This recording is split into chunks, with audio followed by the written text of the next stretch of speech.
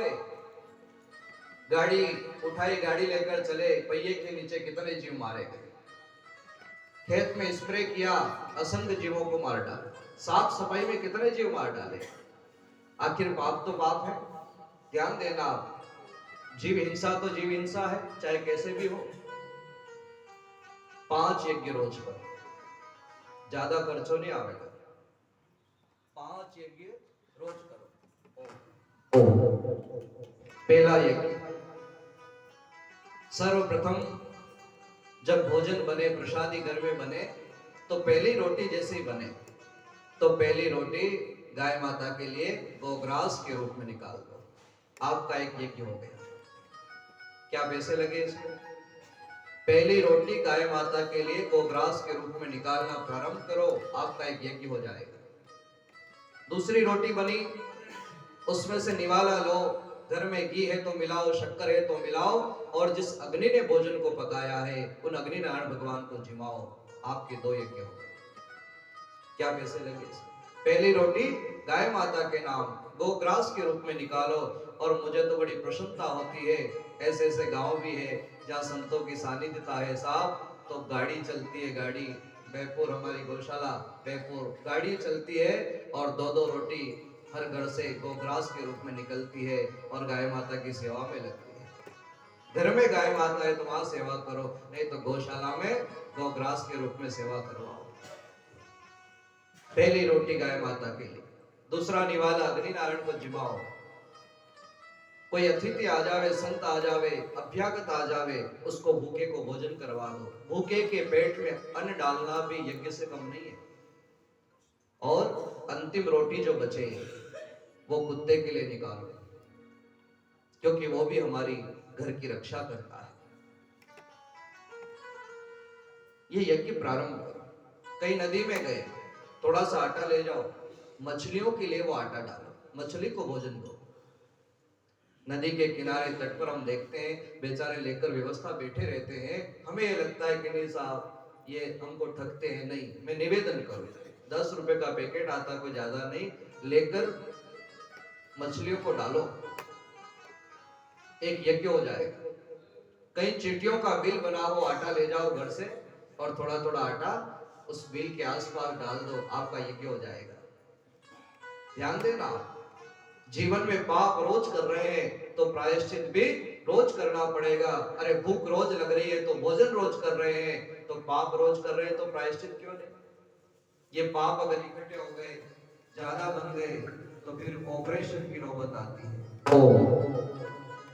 भाई ज्यादा पाप वही ज्यादा गठान वही जाएगा, गठान शरीर पे वही जाए तो कहीं वे ऑपरेशन वेगा।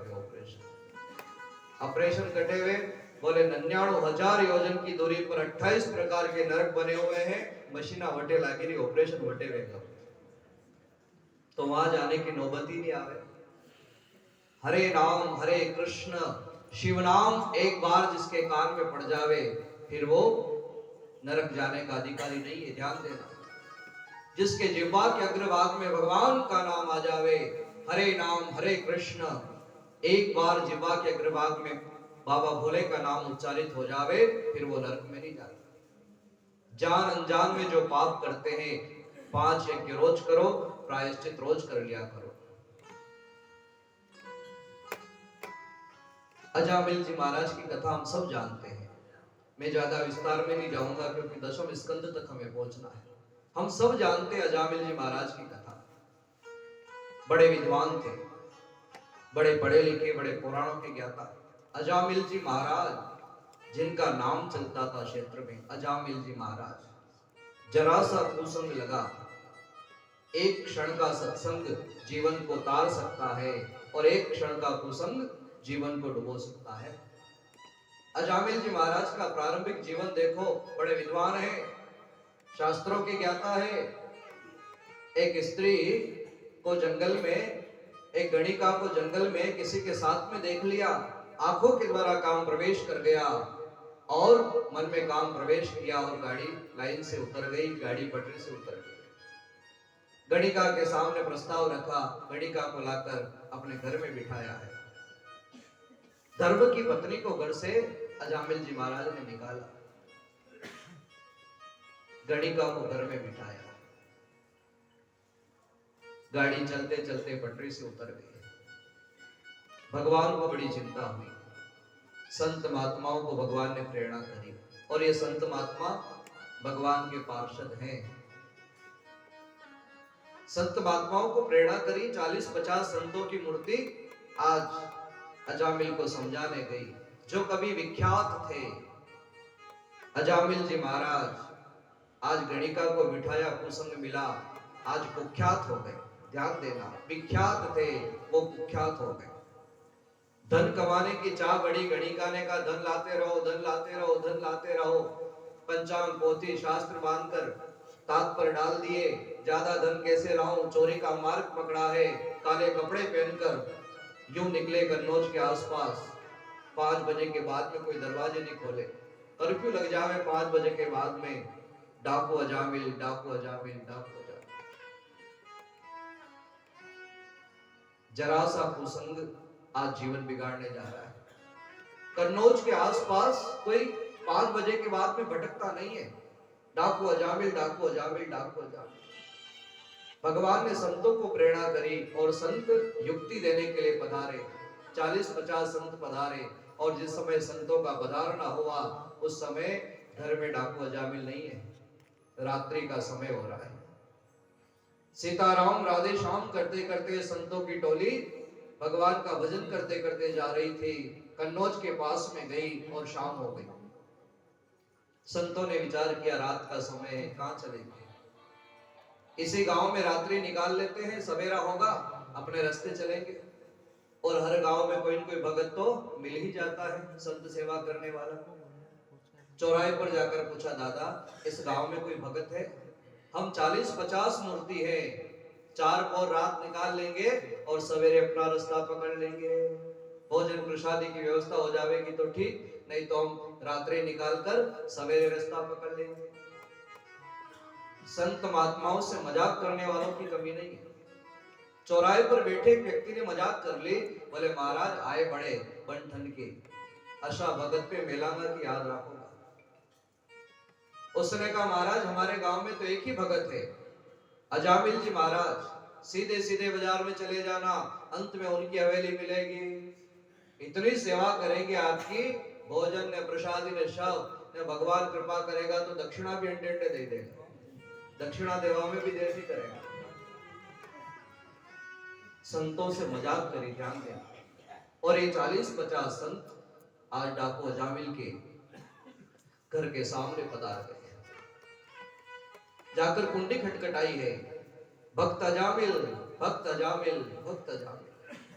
अजामिल तो उस समय है नहीं, रात का समय है, चोरी करने गया।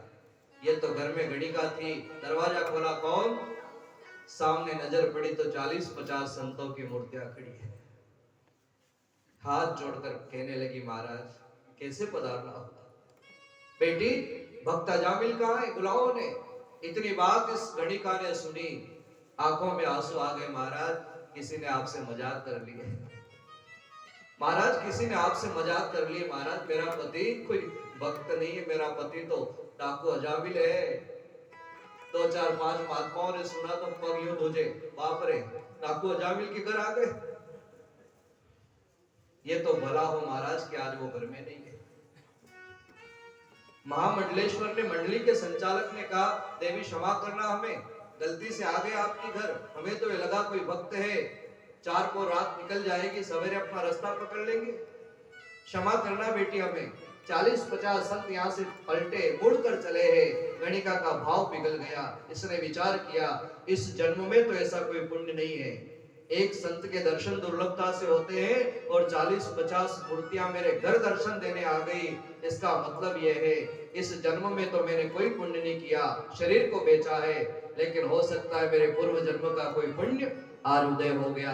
40-50 संत मेरे दरवाजे आ गए। कितनी आशा लगाकर आए होंगे, कहां जाएंगे रात में। हाथ जोड़कर कह रहे भगवान मैं शरीर से अपवित्र जरूर हूं, लेकिन भाव मेरा शुद्ध है। सूखा सामान दे दूं और यहाँ वट वृक्ष के नीचे आप प्रसादी बना लो, पा लो। रात निकल जाएगी, सवेरे अपने रास्ते पर चले जाना। दो चार महात्मा केवा लगा मरी जाऊंगा पर यहाँ नहीं रुका।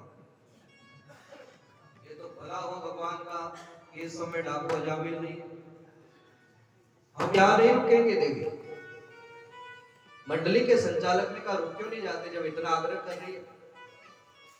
पहले तो संत ब्राह्मण हस्तपाकी हुआ करते थे, अपने हाथ से पकाकर पान करते थे। हस्तपाकी सूखा सामान लिया, वहीं आंगन में वृक्ष के नीचे प्रसादी बनाई, प्रसादी पान करने लगे।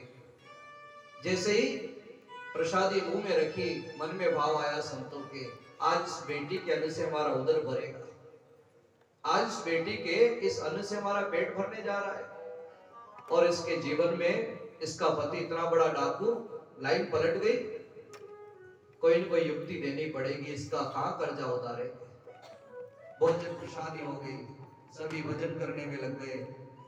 और जैसे ही भजन करने में लगे, भजन करते करते सवेरा हो गया, भजन करते करते सुबह हो गई।